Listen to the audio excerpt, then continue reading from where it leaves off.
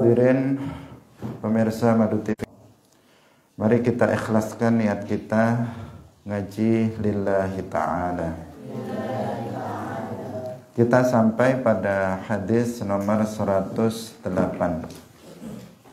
Qala al-musannifu rahimahullahu ta'ala an Abi Hurairah anin Nabiyyi sallallahu alaihi wasallam qala Lau du'itu ila qura'in aw dhira'in la ajabtu walau uhdiya ilayya dhira'un aw qura'un la qabiltu.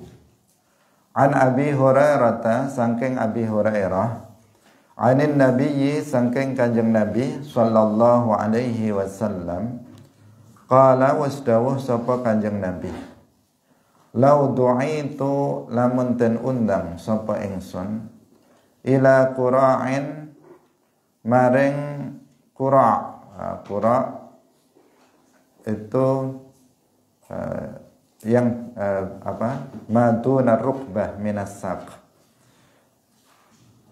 maring undangan kang dihidangkan daging bagian bawah lutut kambing, au zira'in atau binatang-binatang ternak lainnya, au zira'in utawa maring undangan kan kang den idangaken zira' lengen, la ajabtu yakti nyembadani sapa ingsun, walau uhdiya lan lamun den paringi hadiah ilayya maring ingsun apa zira'un, zira' au qura'un utawa qura' laqabiltu yakti nerima sapa ingsun.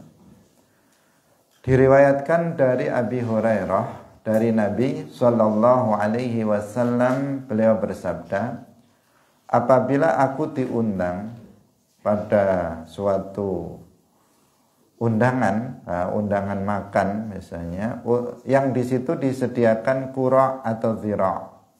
Jadi qura' itu mengungkapkan suatu hal yang kecil.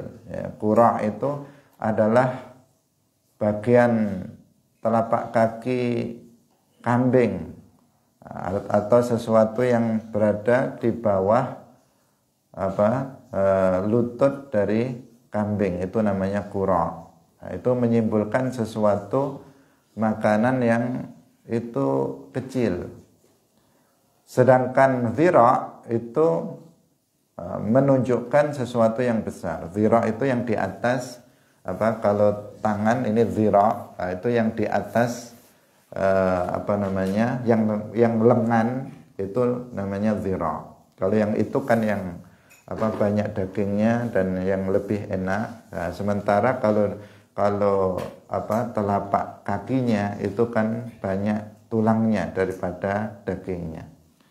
Jadi Rasulullah Shallallahu Alaihi Wasallam, kalau aku diundang, baik itu yang di situ makanannya itu makanan yang disediakan itu makanan yang yang sederhana maupun makanan yang mewah, maka aku akan datang. Tidak pilih-pilih undangan. Nah, itu maksudnya, dan ini termasuk menunjukkan ketawaduan, kerendah hatian Rasulullah Shallallahu Alaihi Wasallam.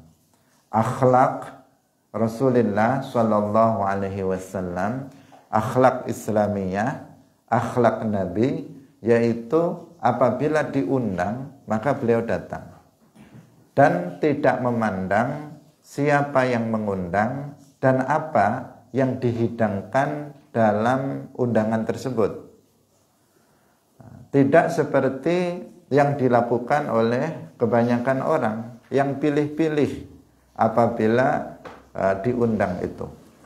Jika yang mengundang itu orang kaya, maka dia datang. Tetapi apabila yang mengundang itu orang miskin, maka dia nggak datang. Jika yang mengundang itu biasanya mereka akan menghidangkan makanan-makanan yang mewah, nanti pulangnya masih dikasih berkat lagi yang mewah, maka dia bersegera untuk datang. Tetapi kalau yang mengundang orang miskin, nanti hidangannya ala kadarnya yang menurut dia kurang layak, maka dia mendahulukan kegiatan yang lain daripada memenuhi undangan orang lain. Hadirin yang dirahmati oleh Allah Subhanahu wa taala, memenuhi undangan orang lain ini merupakan akhlak Islam.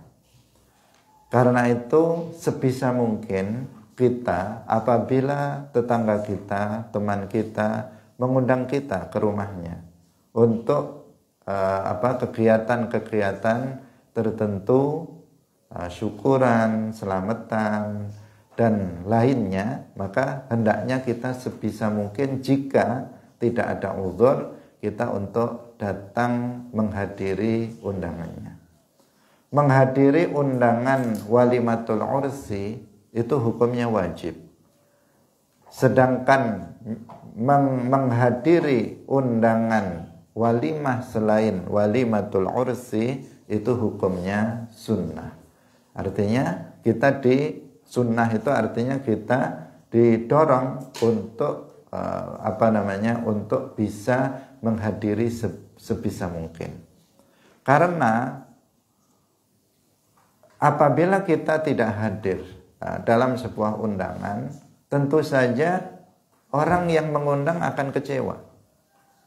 Karena orang yang mengundang, dia sudah menyiapkan makanan-makanan, itu baik itu makanannya, berkatnya misalnya, itu sudah disesuaikan dengan jumlah undangan. Dia misalnya mengundang 100 orang, maka berarti piring yang sudah disediakan kan 100 atau dilebihi sedikit. Berkatnya juga sudah sudah disiapkan sebanyak itu.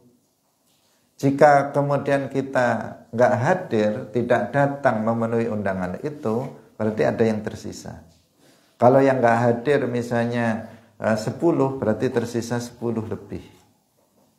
Jika yang nggak hadir itu misalnya ada 50, bisa lebih 50, terus kemudian dikemanakan? Pasti orang pemilik rumah yang mengundang itu akan kecewa berat dengan kita akibat kita tidak mau memenuhi undangan dia.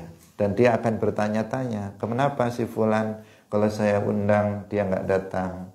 Kalau diundang oleh tetangga yang kaya itu dia datang, tapi kalau saya ngundang nggak pernah dia mau datang.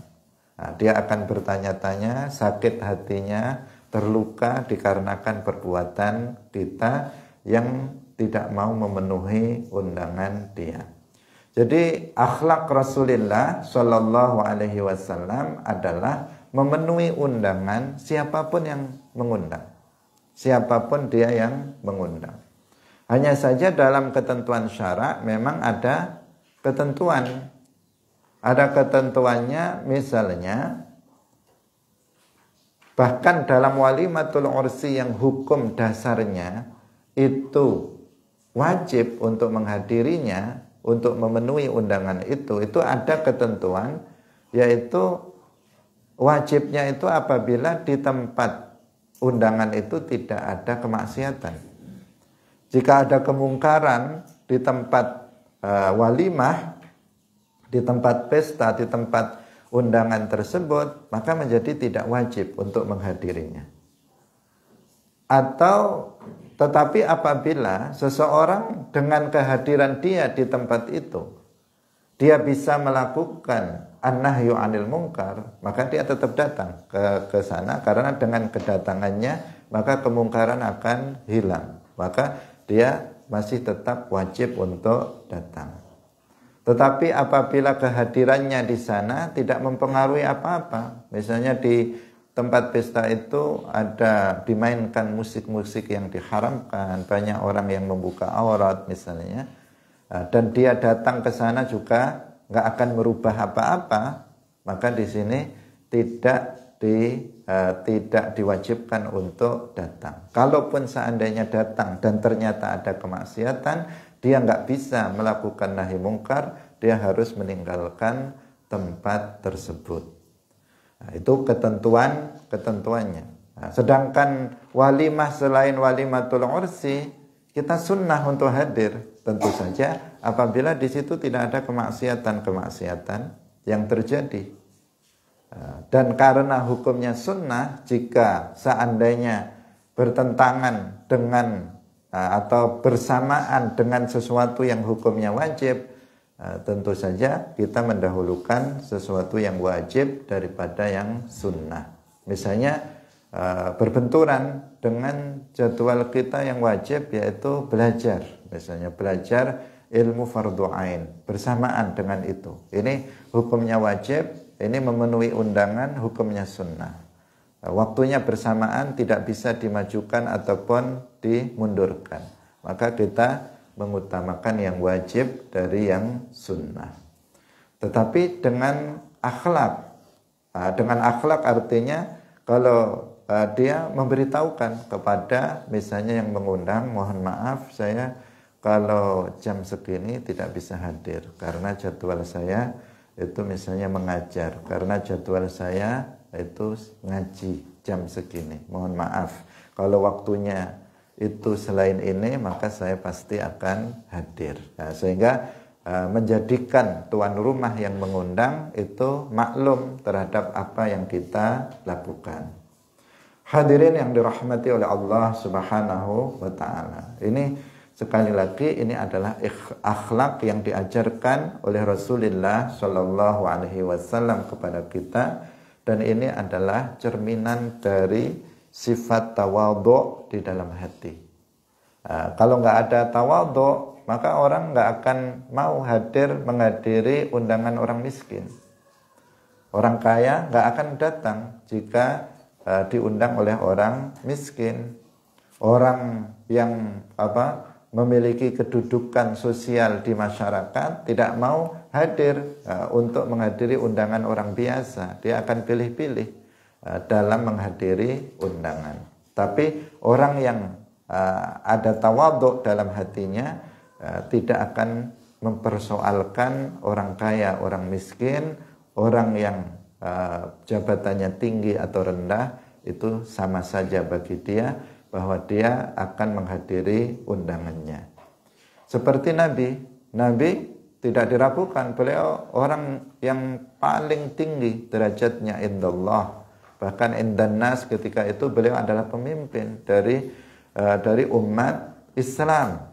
Tetapi siapapun yang menghadirinya, apakah di situ yang disediakan itu qura, yaitu simbol dari makanan yang rendah, atau zira yang merupakan simbol dari makanan yang mewah, Nabi dua-duanya beliau mengatakan la ajabtu, maka aku akan hadiri undangan tersebut, siapapun yang mengundang, apapun makanan yang dihidangkan. Walau uhdiya ilayya zira'un au qura'un laqabiltu, jika aku diberikan hadiah zira' berupa zira' atau qura', tadi sudah kita jelaskan, diberikan hadiah yang besar aku terima, diberikan hadiah yang kecil juga aku terima. Ini statement dari Rasulullah Shallallahu alaihi wasallam bahwa Rasulullah itu menerima hadiah. Tidak seperti zakat. Kalau zakat, sedekah, Nabi tidak menerima. Beliau tidak makan dari makanan zakat, tetapi beliau menerima hadiah. Anasin qala. Kita lanjutkan. Anasin qala. Anasin saking Anas qala dawuh sapa Anas. Atana wastaka ing kita sapa Rasulullah sallallahu alaihi wasallam fi darina ing dalem omai kita hadhihi ya iki omah kita. Fastasqa nuli nyuwun minum sapa Kanjeng Nabi, fahalabna nuli meresusu sapa kita lahu kanggo Kanjeng Nabi syatan ing wedhus lana kedue kita. Thumma syubtuhu utawa syibtuhu, boleh membacanya dengan dhammah, syubtuhu boleh membacanya dengan kasrah, syibtuhu. Thumma syibtuhu, nuli nyampur sapa ingsun ing susu min ma'i bi'rina, saking banyune sumur kita, hadhihi ya iki sumur. Fa'ataituhu, nuli paring sapa ingsun ing Kanjeng Nabi. Wa Abu Bakrin lan Abu Bakar an yasarihi, saking sisih kiwane Kanjeng Nabi. Wa Umarulan utawi Umar iku tujahahu, ing dalem ngarepe Kanjeng Nabi. Wa Arabiyun lan utawi wong Arab Badui iku an yaminihi, saking sisih tengene Kanjeng Nabi. Falamma faraha, mongko tatkalane wis rampung sapa Kanjeng Nabi saking minum, qala ngucap dawuh sapa Umar, hadza utawi iki iku Abu Bakrin, Abu Bakar. Fa'ata, nuli paring sapa Kanjeng Nabi al-A'rabiyya ing wong Arab Badui, fadlahu ing sisone sisa ngombene Kanjeng Nabi. Tsumma qala, nulis dawuh sapa Kanjeng Nabi, al-aymanun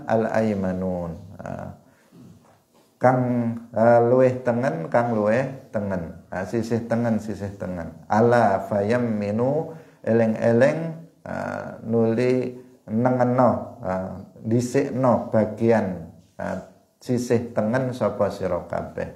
Qala dawuh sapa Anasun, Anas, fahiya mongko utawi dhisikaken kang tengen iku sunnatun sunnah, salatsa marrat kelawan telung ambalan.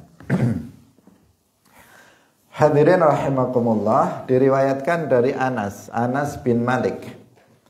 Beliau mengatakan Rasulullah Shallallahu Alaihi Wasallam datang kepada kami di rumah kami ini, di rumah kami ini. Ini bermakna ya, kata-kata hadhihi itu bermakna. Jadi Nabi tidak hanya mengatakan sahabat Anas bukan hanya mengatakan fidarina, Nabi datang ke rumah kami gitu saja, tetapi beliau menegaskan Nabi telah datang ke rumah kami ini, rumah ini. Itu sebenarnya ada hal yang tersirat, nanti kita jelaskan karena ada dua kali di sini. Fastasqa, kemudian Nabi minta minum kepada Anas bin Malik, kemudian kami memeraskan susu langsung dari susu kambing untuk beliau, kemudian kami campurkan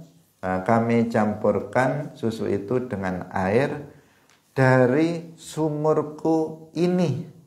Sumurku ini, bukan, beliau tidak mengatakan dari sumurku gitu saja, tetapi dari sumur kami ini.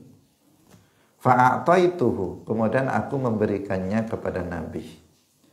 Jadi ini adalah sebuah isyarat tentang bolehnya tabarruk. Sahabat Anas mengatakan rumahku ini, bahwa rumahku ini pernah didatangi oleh Nabi, sebuah kebanggaan. Sebuah kebanggaan bahwa Rasulullah Shallallahu Alaihi Wasallam afdalul makhluqat, makhluk yang paling mulia, itu pernah datang ke rumahku ini. Artinya rumah ini menjadi rumah yang mubarak, rumah yang diberkahi. Beliau dan para sahabat lainnya serta umat Islam berikutnya bisa bertabarruk dengan rumah yang pernah didatangi, yang pernah disinggahi oleh Rasulullah Shallallahu Alaihi Wasallam. Karena setiap apa yang ada pada diri Rasulullah Shallallahu Alaihi Wasallam itu mubarakah. Semuanya diberkahi, apapun itu. Apapun yang berkaitan dengan Nabi itu diberkahi. Baju Nabi diberkahi, bahkan ludah Nabi diberkahi, air kencing Nabi pun itu tidak najis dan penuh dengan keberkahan seperti yang sering kita pernah kita contohkan. Air keringat Nabi. Ada salah satu istri beliau ketika beliau sedang tidur berkeringat, air keringatnya ditampung. Untuk apa? Untuk bertabarruk. Ada sebagian sahabat yang diminta untuk membuang air kencing beliau di tempat yang tidak diketahui orang, kemudian sahabat itu justru meminumnya. Dan setelah itu dengan keberkahannya, sahabat itu tidak pernah merasa sakit perut selamanya. Apa yang ada berkaitan dengan Nabi itu diberkahi dan kita bisa bertabarruk dengannya. Rambut Nabi, sendal Nabi, jubah Nabi, baju Nabi, dan seterusnya. Bahkan dengan kubur Nabi kita bisa bertabarruk, ngalap berkah dengannya. Itu keagungan dari Rasulullah Shallallahu Alaihi Wasallam. Dan isyarat dari sahabat Anas mengatakan Nabi pernah datang ke rumahku ini. Berarti bisa jadi rumahnya ada 2 atau 3, tapi beliau ingin memastikan rumah yang ini itu pernah didatangi oleh Nabi. Artinya kalian kalau mau bertabarruk, bisa bertabarruk dengan rumah ini, rumah yang pernah diinjak oleh kaki mulia Rasulullah Shallallahu Alaihi Wasallam. Kemudian ketika berikutnya juga beliau mengatakan apa? Min ma'i bi'rina hadhihi. Saya mencampur air susu dengan air yang berasal dari sumurku ini. Berarti sumur ini airnya itu pernah diminum oleh Nabi. Yang menunjukkan sumur ini juga sumur berkah. Sumur yang diberkahi oleh Allah, kita bisa bertabaruk dengannya. Kita silahkan untuk meminum dari minuman dari sumurnya Anas bin Malik. Jadi beliau mengajarkan tabaruk juga di sini secara tidak langsung. Hadirin rahimakumullah. Maka tabaruk itu adalah sesuatu hal yang diperbolehkan. Tabarruk dengan asar para nabi, tabarruk dengan asar para wali, itu adalah sesuatu hal yang diperbolehkan. Bahkan di dalam Al-Quran disebutkan bagaimana Nabi Yakub alaihissalam itu bertabarruk dengan baju putranya yang seorang nabi, yaitu Nabi Yusuf alaihissalam. Mata Nabi Yakub alaihissalam yang buta kemudian bisa melihat kembali dengan bertabarruk dengan baju Nabi Yusuf alaihissalam. Bajunya diusapkan di matanya, mata beliau, kemudian Nabi Yakub kembali bisa melihat seperti semula. Itu disebutkan di dalam Al-Quran, dalil tentang tabarruk. Dan banyak sekali kisah-kisah para sahabat yang bertabarruk dengan athar Rasulullah Shallallahu Alaihi Wasallam. Itu faidah tambahan karena itu bukan inti yang kita pelajari atau yang kita bahas dalam hadis ini, tetapi itu faidah yang bisa kita ambil dari hadis yang sedang kita baca ini. Anas mengatakan, aku berikan minuman itu, air susu yang dicampur dengan air, ya. Kan selalu seperti itu, kalau kita buat susu dikasih air. Kemudian setelah itu dikasihkan oleh sahabat Anas kepada Rasulullah Shallallahu Alaihi Wasallam. Ketika itu sahabat Anas menggambarkan bahwa Nabi nggak sendiri ketika datang itu, tetapi ada beberapa orang. Ada Abu Bakar yang berada di sebelah kirinya Nabi. Kemudian ada Sayyiduna Umar yang ada di depan Nabi. Kemudian ada orang-orang Arab Badui yang berada di sebelah kanan Nabi. Nah, setelah Nabi itu minum, kemudian disisakan minumannya itu disisakan. disisakan oleh Nabi Shallallahu Alaihi Wasallam untuk apa? Agar orang-orang juga bisa bertabarruk. Ini ajaran tabarruk lagi, dalilnya tabarruk hadis ini. Air minum beliau disisakan agar diminum oleh para sahabat lainnya. Agar para sahabat bisa bertabarruk dengan bekas sisa air minum Rasulullah Shallallahu Alaihi Wasallam. Ketika itu apa namanya? Tadi kita katakan Sayyiduna Abu Bakar, sahabat utama Nabi, sahabat yang paling mulia, itu ada di sebelah kiri Nabi. Umar ada di sebelah depan. Kemudian ada orang Arab Badui yang di sebelah kanan. Yang menunjukkan bahwa orang Arab Badui ini kan orang-orang yang dari sisi derajatnya mereka jauh di bawah Abu Bakar, jauh di bawah Umar. Dari sisi apa? Kedudukannya. Indallah dan indan nas itu seperti itu. Nah, tetapi apa yang dilakukan oleh Rasulullah Shallallahu Alaihi Wasallam? Rasulullah memberikan minum itu setelah Nabi diberikan kepada orang Arab Badui yang ada di sebelah kanannya. Nah, di sebelah kanannya dulu, baru kemudian yang berada di sebelah kiri. Menunjukkan apa? Menunjukkan bahwa dalam melakukan sesuatu hendaknya kita mendahulukan yang kanan.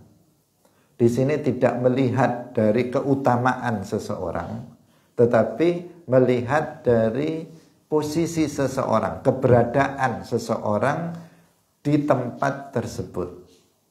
Nah, kalau secara secara akal kita sederhana, semestinya ya Abu Bakar dulu, karena beliau Abu Bakar kan sahabat yang paling mulia. Setelah Nabi dikasihkan Abu Bakar. Setelah Abu Bakar kemudian dikasihkan Umar. Akal dangkal kita itu akan berpikir seperti itu. Tetapi ternyata apa? Oleh Nabi dikasihkan orang sebelah kanan yang tidak lebih mulia dari Abu Bakar dan tidak lebih mulia daripada Umar. Diberikan minum itu kepada orang yang sebelah kanan, baru kemudian sebelah kiri. Itu karena bahwa memulai sesuatu dari arah kanan itu hukumnya adalah sunnah. Beliau mengatakan al-aimanun ala fayamminu. Al-aimanun artinya kanan dulu. Yang kanan bagian kanan dulu. Kemudian beliau mengatakan ala fayamminu, kalian memulailah kalian dari sebelah kanan.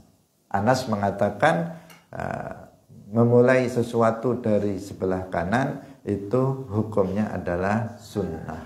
Makanya dalam wudu atau dalam amalan-amalan yang lainnya seperti tayamum dan lainnya itu disunnahkan untuk mendahulukan bagian yang sebelah kanan.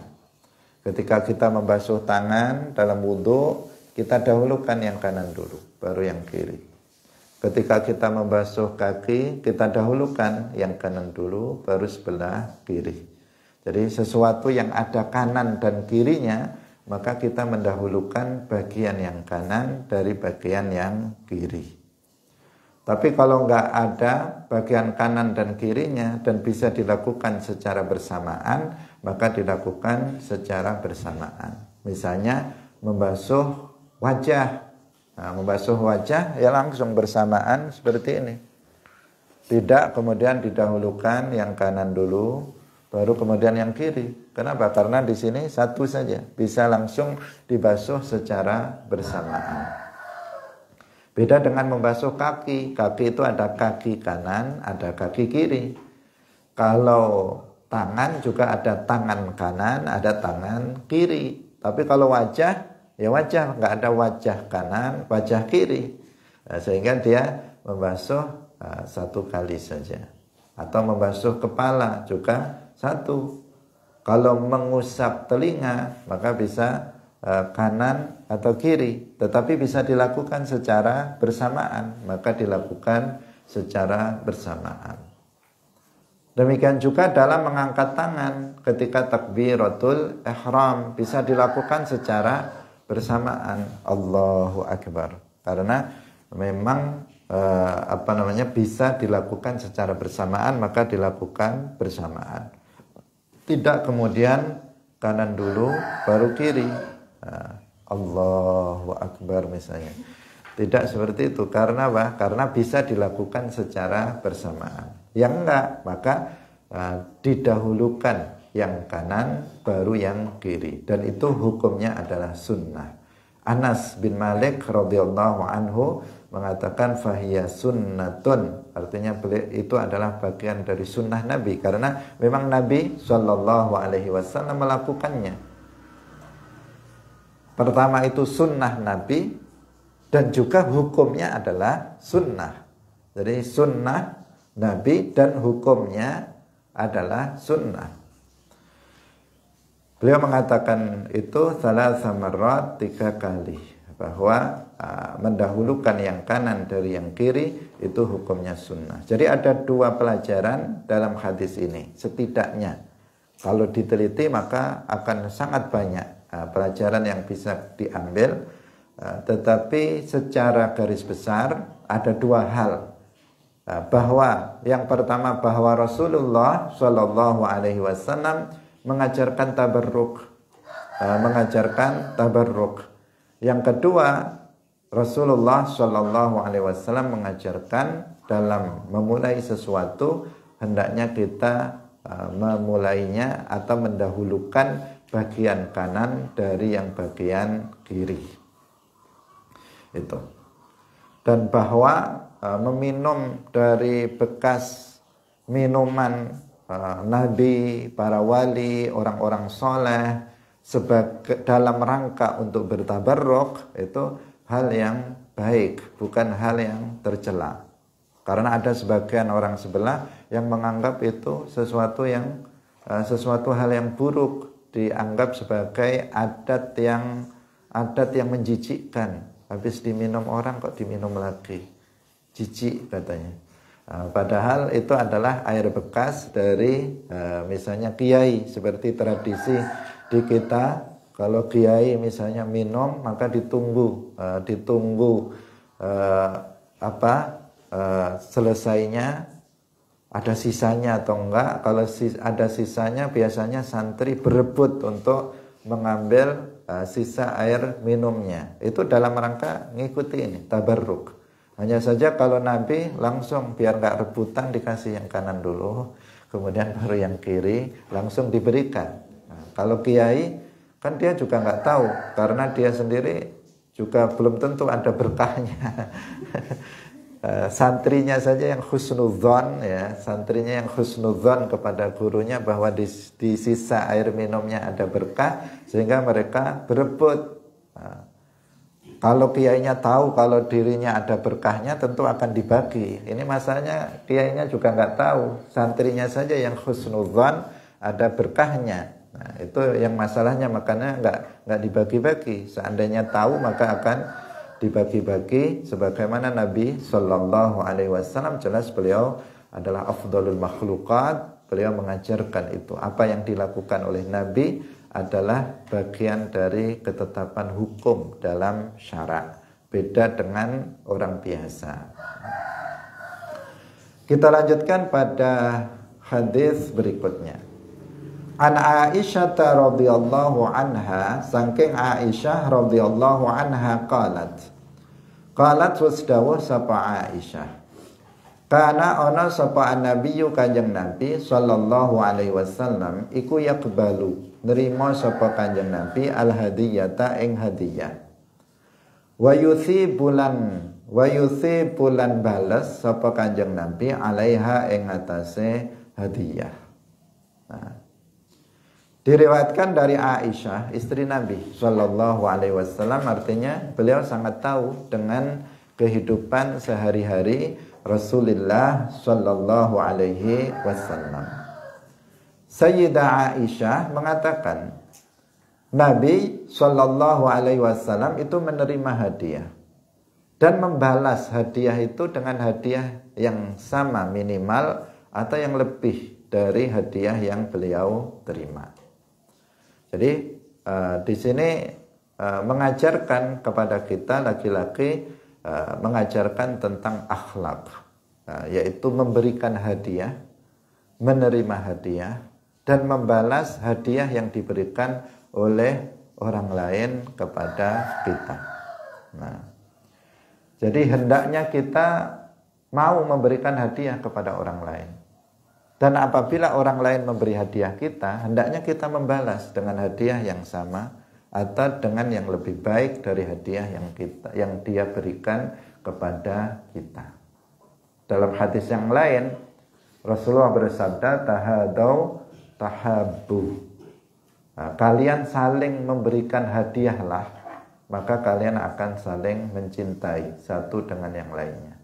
Kalau kita sering-sering ngasih hadiah orang, ini rahasia yang tidak rahasia karena Nabi yang memberitahukannya agar orang itu mencintai kita, sering-sering kasih hadiah deh. Sering-sering dikasih hadiah, maka lama-kelamaan dia akan suka dengan kita. Kemudian juga kalau dia membalas hadiahnya, kalau kita membalas hadiah orang, itu juga akan nanti tercipta saling mencintai di antara sesama. Ini kita berbicara secara umum ya, secara umum, bukan secara individu, laki-laki dengan perempuan, misalnya perempuan kepada laki-laki. Itu juga akan muncul rasa saling mencintai apabila saling memberikan hadiah satu yang lain, meskipun hadiah itu hadiah yang kecil. Bukan hadiah mobil, bukan, atau hadiah sepeda motor, tapi hadiah kecil, sesuatu yang kecil yang mungkin harganya cuman Rp5.000 atau harganya Rp10.000. Tetapi kalau kita berikan sebagai hadiah, ini hadiah dari saya, dikasihkan, dibelikan misalnya subhah misalnya kecil, atau dibelikan siwak harganya berapa, nggak sampai 10.000 dapat 2, kita kasihkan 1 sebagai hadiah kepada teman kita.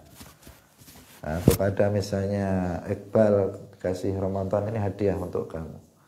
Maka akan tercipta saling mencintai satu dengan yang lainnya. Itu penting ya. Ini bagian hal yang sunnah yang diajarkan oleh Rasulullah Shallallahu Alaihi Wasallam, saling memberikan hadiah satu dengan yang lainnya. Dan apabila kita diberi hadiah, jangan lupa untuk membalasnya. Jangan lupa untuk membalasnya. Jangan menjadi orang yang spesial menerima hadiah, tetapi nggak pernah memberi hadiah orang lain. Orang ngasih hadiah, terima. Tapi dia sendiri nggak pernah ngasih hadiah orang lain. Lama-lama orang lain bosen ngasih hadiah. Kenapa? Dikasih hadiah nggak pernah balas ngasih hadiah. Kan sesuatu itu akan menjadi sangat indah apabila seseorang diberikan hadiah, kemudian dia balik memberikan hadiah. Meskipun hadiah itu hadiah yang secara materi nilainya kecil, tetapi itu sangat berharga apabila itu diberikan sebagai hadiah. Beda kalau diberikan sebagai sedekah, itu lain. Kalau orang lain misalnya ngasih sedekah kepada kamu, ini sedekah saya kepadamu, Rp5.000 misalnya, itu rasanya ya senang juga kalau kita butuh. Tetapi beda kalau dia mengatakan misalnya Rp5.000 itu dibelikan sesuatu, kemudian ini hadiah untuk kamu. Itu akan terasa berbeda di dalam hati kita terhadap orang yang memberikan hadiah. Karena itu bentuk perhatian, itu sebuah bentuk rasa cinta dan kasih sayang orang lain kepada kita. Jika kita membalasnya, maka akan tercipta tahabbu, saling mencintai di antara sesama.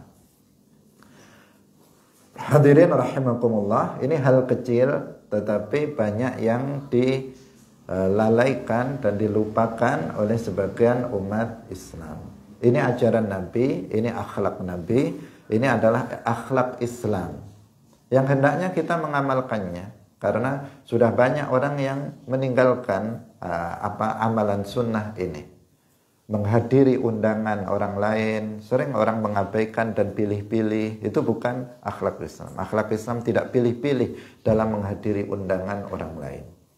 Yang kedua, akhlak Islam lagi yang baru saja kita bahas, yaitu memberikan hadiah dan membalas hadiah yang orang kasihkan kepada kita. Rasulullah Shallallahu Alaihi Wasallam sendiri, beliau menerima hadiah. Balasan hadiah itu kalau Nabi itu minimal sama nilainya dengan hadiah yang diberikan orang lain kepada kita, minimal. Kalau bisa lebih dari yang diberikan oleh orang itu kepada kita. Misalnya orang itu ngasih hadiah dengan suatu benda yang harganya kira-kira 100.000. Maka kita balas dengan kita kasih hadiah yang kira-kira harganya 200.000. Nah, itu yang lebih utama. Tetapi minimal itu sama. Nah, nilainya itu sama. Dia memberi kita hadiah senilai 100.000, kita kasih hadiah barang yang lainnya, bukan barang yang tadi dikembalikan. Nah, jangan sampai nanti kalau dikembalikan dia jadi jadi sakit hatinya. Ini kan yang saya kasih kemarin kok dikembalikan lagi hadiah dari dia. Enggak, kita cari yang lainnya. Kita cari yang lainnya, mungkin hadiah dari orang yang lainnya lagi, atau kita beli sendiri dengan nilai yang sama. Dengan nilai yang sama, itu minimal, maka dia akan merasa dihargai. Nah, tetapi apabila misalnya kita kasih dengan hadiah yang lebih murah, juga nggak apa-apa kalau memang kondisi kita tidak memungkinkan. Nah, tetapi itu efeknya akan berbeda. Misalnya dia ngasih kita hadiah senilai 100.000, kemudian kita balas dengan hadiah senilai 10.000. Jauh sekali bedanya.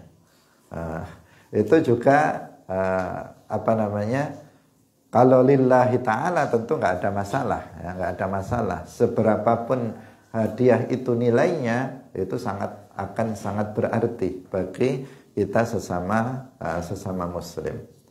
Nah, tetapi Nabi itu kalau membalas hadiah itu minimal sama nilainya dengan hadiah yang diberikan orang kepada beliau, atau lebih nilainya lebih banyak dari apa yang hadiah yang diberikan kepada beliau.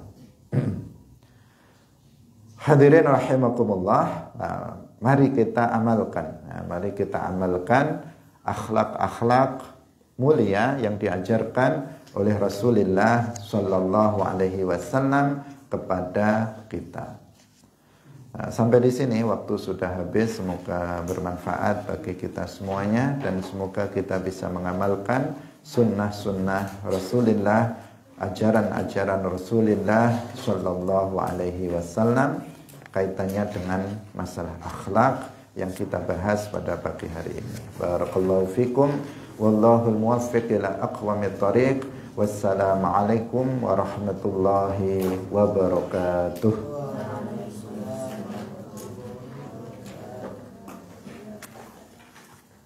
La ilaha illallah. Allahumma salli ala sayyidina Muhammad wa ala alihi wa sahbihi wa sallim. Rabbi ghfirli wa liwalidayya wa lil mu'minina wal mu'minat.